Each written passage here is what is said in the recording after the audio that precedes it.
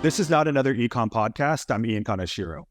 Five-time NBA champion and LA Laker legend Kobe Bryant once said, "Pain doesn't tell you when you ought to stop. Pain is that little voice in your head that tries to hold you back because it knows if you continue, you will change."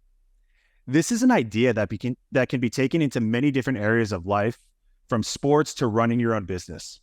That's why it makes a perfect segue into this episode's guest, Dr. P.Kumar, a man who defied all odds. From war refugee to teenage gangster to high school dropout, he transformed himself into an award-winning scientist at Oxford and Harvard, and eventually a businessman. From there, Pradeep took on the biotech world before eventually launching his very own 8-figure company, Donsfield, a global online retailer developing and acquiring brands in the e-commerce space. So today we're going to be drawing on Pradeep's life and business experiences as we go over the lessons learned from analyzing distressed Amazon and e-commerce businesses.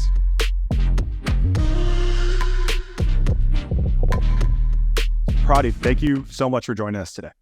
Thank you so much. That's probably one of the most succinct, to the point introductions I've ever had. So I might have to cut and paste that intro everywhere.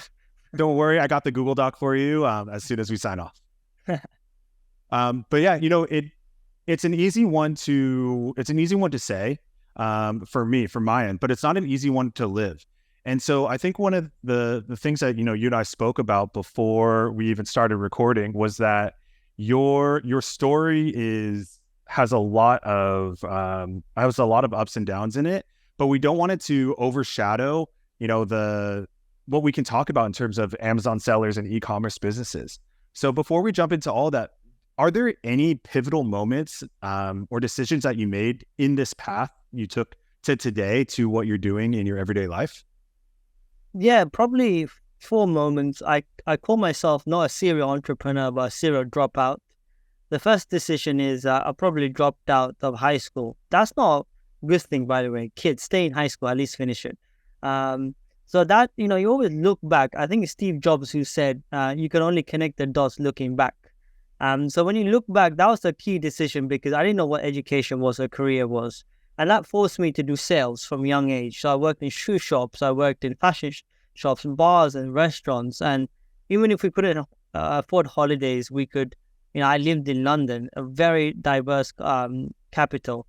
So I can see different people and I knew how to sell to different kind of people from different backgrounds and different ideologies and different countries. So that was pivotal, the first moment. The second moment is I got into a fight, going to kind of a coma situation, woke up from a coma. I didn't see any angels, any gods or anything of that sort. Then I realized, hey, time to pull my socks up is the expression. So I went into education and that's my second kind of moment. So that education journey, I don't like to use the word journey. I call it a process because the process gives you short-term, medium-term and long-term goals and achievements. So that was my second moment. The third moment was when I dropped out from the traditional academia pathway. And I said, I'm not going to spend the next 30 years trying to live from paycheck to paycheck and trying to discover drugs. So I was dead broke and I wrote for my own kind of fellowships. I went to the States. That's how I got to Harvard. Then I went to Sorbonne in Israel, in France. Then I went to Israel, to the Hebrew, and that kind of changed my life because I traveled the world and I realized that I can travel and still do excellent science. So I dropped out in the traditional academic sense and I went to China. That's where I got my fourth dropout decision, where I dropped out of traditional biotech business development for corporate life. Then I went into e-commerce. So looking back, probably the dropouts that I made were actually probably changing pivotal points of my life. Yeah, that's really interesting. I like how you described it as a process rather than a journey, because it seems like a lot of these pivotal points you're moving from stage to stage. There's a new thing that's about to happen that you're going to do. And the first part about, high school and things like that, you're a kid, you're young, you don't necessarily know what you're going to do. But later in life, as you start to get older, you start to think more about the future. You're like, all right, I'm gonna go to Harvard, or I'm gonna go to learn abroad at these different institutions and continue to have the next point that you go to, but you never know the point beyond it. And it seems like I think that's probably been of extreme value to you, of like, and shows that your flexibility has allowed you to follow the path that kind of opens up for you, rather than following this long-term plan. As you mentioned, a journey to the finish line. Yeah. What's interesting is like, is like a microcosm of when I will get into it and talk about distressed assets and Amazon businesses and why some fail. I always talk about the ego and identity. And ever since I was young, I don't know if it's natural or it's my ability to self-reflect, I can split those two. So the reason why I went to Oxford and Harvard was not for ego's sake, although it was very good for my ego to get these brands, but it was to discover drugs. But I never identified myself as a scientist for the rest of my life. As even a gangster or a war refugee or a dropout, I never identified myself. Because I believe once you identify yourself and it becomes your ego self, that's when you can't detach. And you can see that a lot now, even in biotech, when we grow businesses, or even look at Amazon businesses now, which are going to distress mode or are going declining, is because the seller kind of not the ego itself, but they're identified with a product or brand, and they think it's obviously its baby, and it's like, we can't take away, we can't cut ASINs, we can't cut this out person out, we need that thing to analyze the data. So it's really it's kind of, you learn a big picture of things from philosophical outputs in life, and you apply in business and elsewhere. So really what that key is, I think, is I've been able to differentiate the ego and identity. Yeah, that's a great kind of way that we can transition, because one of the things that you just mentioned that I've spoken to a bunch of Amazon sellers about is the being and, actually, this could actually be related to anything you do in life. When you have a job, when you have a responsibility on your day-to-day basis, that's what you do, but it's not who you are. And I think that's really what we can like take from what you're saying.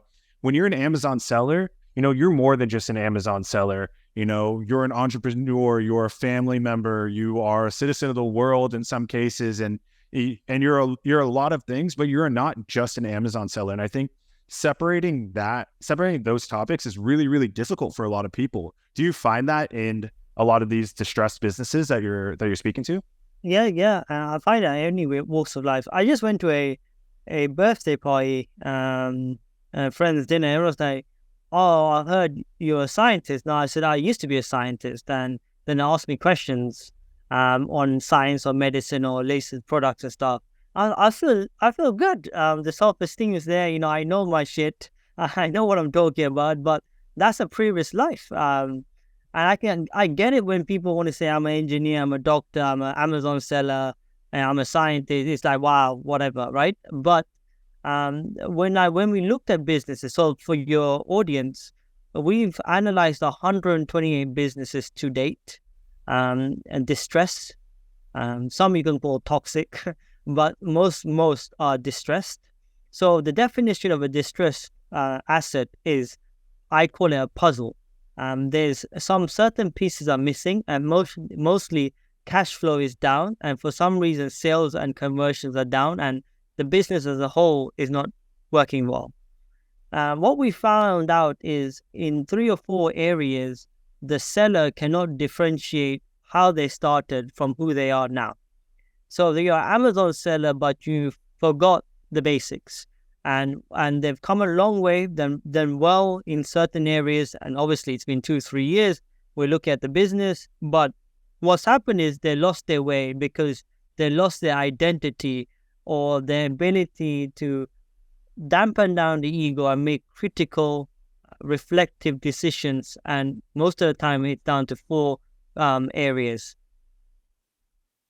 Yeah, I think that's super interesting to think about, because again,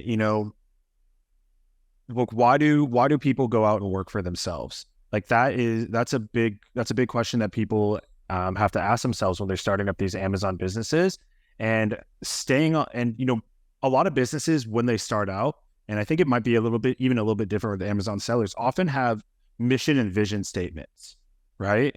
They have, it's like, why are we doing what we're doing? And what do we see the company doing to, in the future as we grow?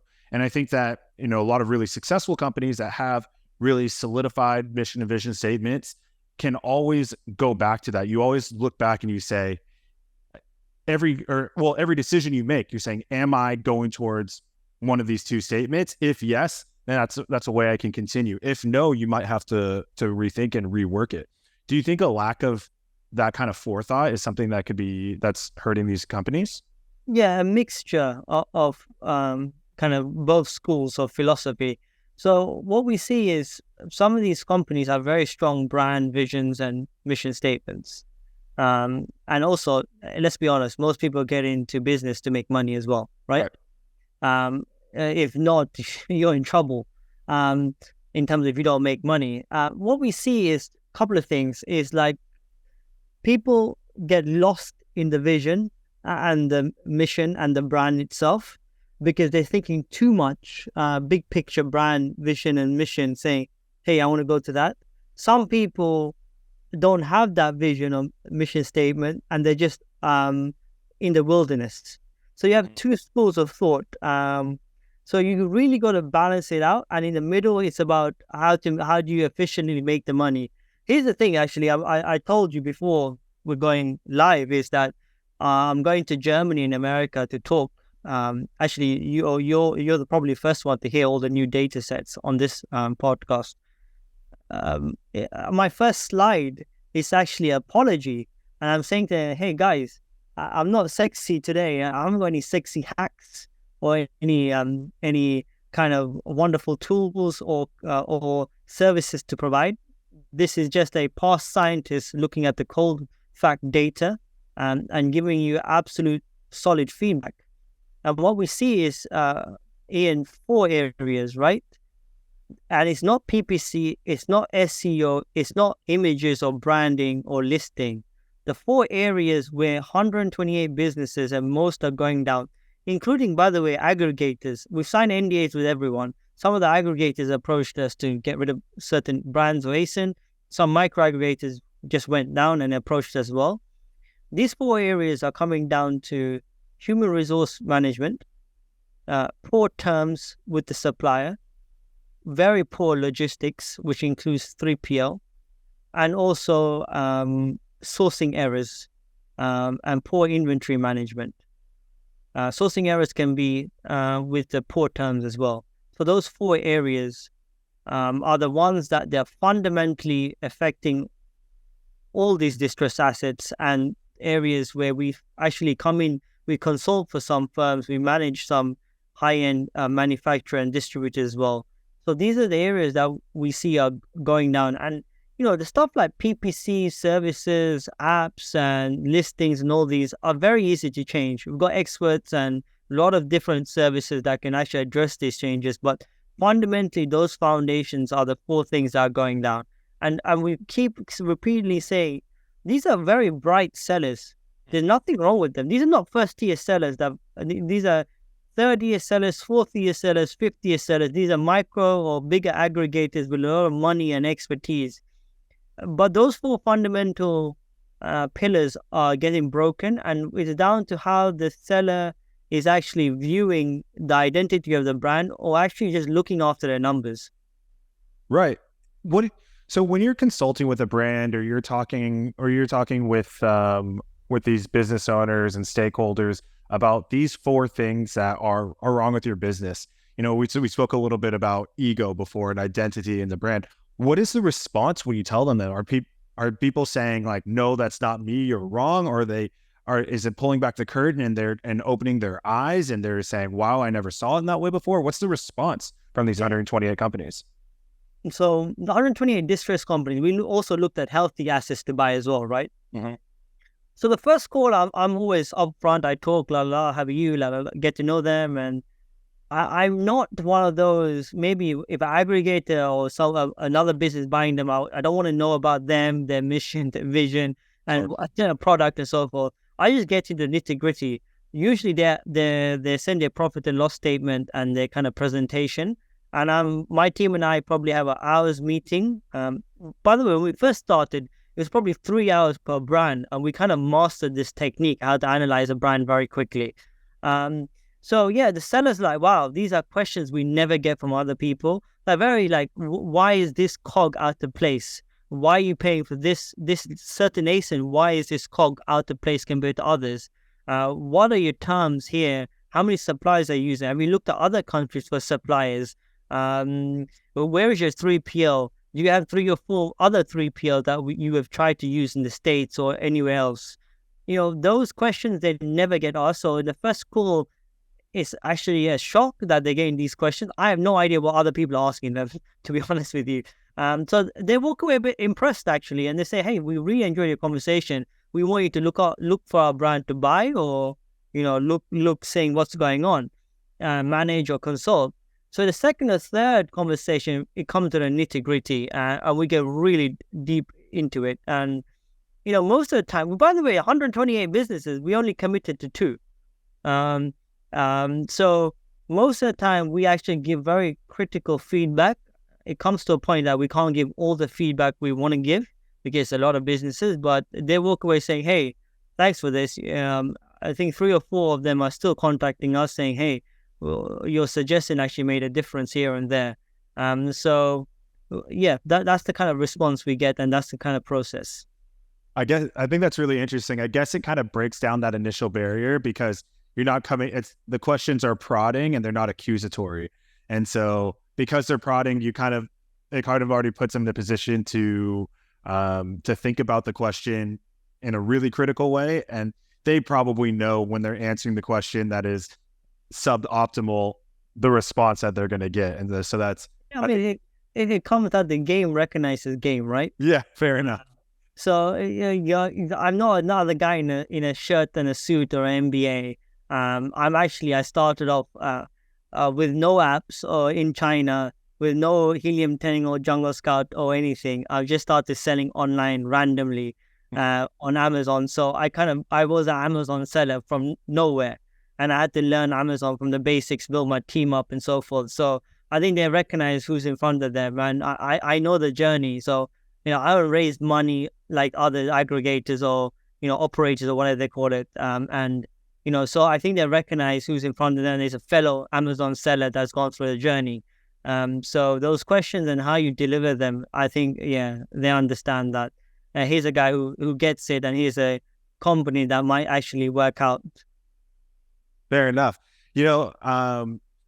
I can appreciate how they might recognize, a little bit of themselves in your background from the Amazon space. But the part that a lot of these sellers might not have is, the scientific history that you have. And, there's a whole thought process. And I'm going back to 11th grade chemistry, right? And there's like a scientific method. And I know that hypothesis is one of them, but I couldn't tell you any other part, but you might be able to. But my question being, do you think that how did, your scientific perspective and background help in both, your Amazon business, but also in what you're doing now in terms of kind of dissecting where businesses are having problems? Yeah, I mean, even at Oxford and Harvard, when I look back, I think when you're successful at something, the very important thing is you look back and ask, not because you're an imposter and you got imposter syndrome. I call it adventure syndrome. I don't believe in imposter syndrome, because if you're doing something totally brand new that your family, your friends, or no one around your circle has done, you're an adventurer, right? Even if you're doing what your friends and family have done, you're doing it differently, you're not an imposter. So I keep asking that question, why am I here? Why am I successful? And once you self-reflect, you realize that you're not that special. And because you realize your talent compared to someone else, it's just on par or just a bit par. And compared to history, you'll be a fart in the wind and you're quite nothing, right? So when you have that kind of self-critical questioning, and then you mix it up with a science background, what you get is hypothesis-driven questions. So, hey, I'll give you an example.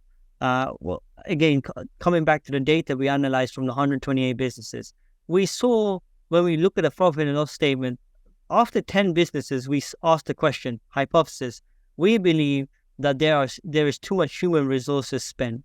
Right? That's the hypothesis. So now we got a hypothesis for all our businesses. Then we went in and said, what's the question? How can we actually answer this hypothesis? And the question is, what is the average spend on HR compared to total spend, right? And is there kind of a sweet spot then we can look at for businesses? So now we're getting down to metrics and numbers and data. So we go and look at those. And so we look at that. And human resources, by the way, sorry, audience, it means staff benefits, expenses, consultancy, office or any kind of perks, any expenses on holidays, business trips and so forth, office supplies, and so anything that can cater human resources. So we find that most of these distressed businesses, after second year, they're spending around 40% on HR, and it slowly creeps up and it's creeping up by, if they hit by year 5, it's actually up to an average across. It's at 62% by that time they're distressed. By year 4, it's I think it's around 48%. By that time they're distressed as well. So what we're seeing is a lot of HR spend. So that's the way how we look at, hey, we see a pattern, what's the hypothesis, and what's the question to answer that hypothesis, and where do we actually analyze this data? So the data comes in, and then we can have answers saying, hey, the conclusion of this investigation or report is that you guys are spending too much on talent that doesn't have to be. The distressed sellers are spending too much on in-house talent compared to VAs. They're spending too much on retreats and conferences. And by the way, you're only seeing the same guys and same data all the time. Like, you can see them once a year, it's fine, right? Unless you're a service provider, it's your job to go out there. So the sellers are spending too much. And everyone wants to be Tony Robbins or go to Tony Robbins conferences. I'm all about positivity and stuff, but they come in doses, people. Just be careful, right? And also, there's no need for spending on MBAs where VA in Pakistan or Bangladesh or Philippines that's trained enough can do, right? Needless talent. And most of this, when they transition to a bigger kind of venture, they spend way too much on office and office supplies, where they still can be remote and, really work up a small office. Unless you're a very big player. Even then, you don't need much. Warehouse facilities can actually manage your office as well. And the other thing we realize is that it's too much consultancy and too much spend on apps and different consultants and different changing of the guard. And that also includes that there's sometimes too much staff turnover and too many VAs hired and fired as well. So these are the kind of things that our conclusions are. So hypothesis, questions, data, what are the conclusions? So that's kind of one area of human resource managers we identified. So now when we have a business in front of us, we just go to the profit and loss statement saying, hey, let's get all this data on human resources and see if they fit in between the metrics of if we should commit or not. Yeah. So, I mean, first of all, the HR... the way that you break down the HR problem, it makes a lot of sense why that's the number one of your 4 pillars.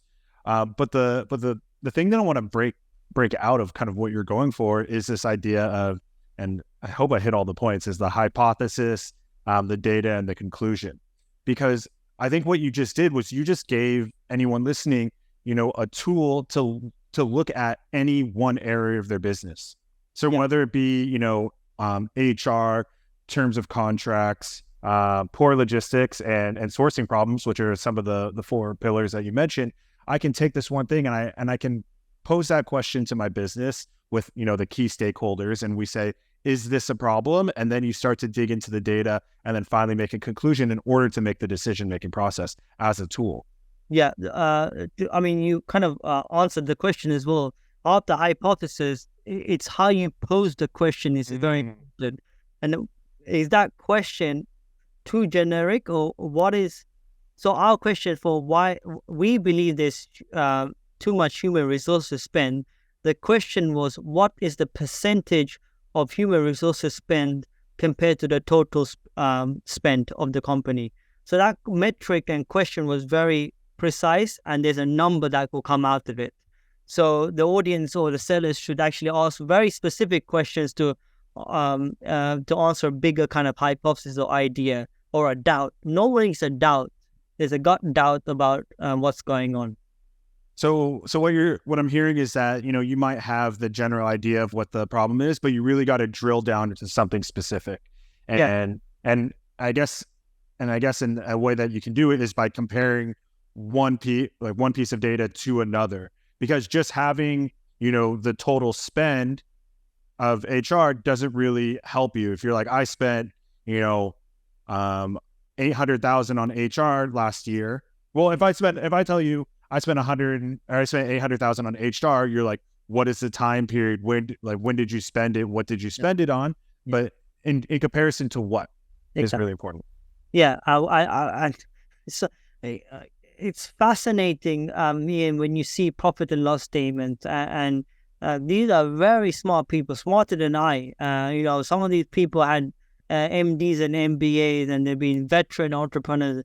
It's fascinating that sometimes the grip on profit and loss and numbers is not there, or they've just taken the eye of the ball. And that's very intriguing to see, because there's an example, a case study I'll show on these talks is that you had a person that was minus in operating expenses, and they were still paying themselves more and their team more as the months went on. And they didn't spot that, and operating expenses kept creeping up, whereby, I don't know, it was like 60 to 70% of salary was operating expense. And by the time it was too late, it was gone. And it sounds crazy, but that's what's happening in some of these bigger or ambitious kind of companies. They take the eye of the ball. Right. Well, I think that's super interesting, Pradeep. Before we close out, we're nearing the end of the show. I wanna ask. I was just on my first pillar, but it's okay. We're gonna have to have. I guess we're gonna have to have you on 3 more shows to go over, so we have all the different pillars. But which is something that is super interesting. I'm sure that over the next few weeks, coming months, there's going to be more. You're going to have more talks like this, and hopefully here as well, on Not Another Econ podcast. But there will be plenty of content on the internet to go over these, because the HR thing opened my mind in just the 10 or 15 minutes we were talking about it, and I think that the other 3 leave us all asking for more. So we'll have to catch you next time. But before we even sign off, I wanted to see if you had any final notes.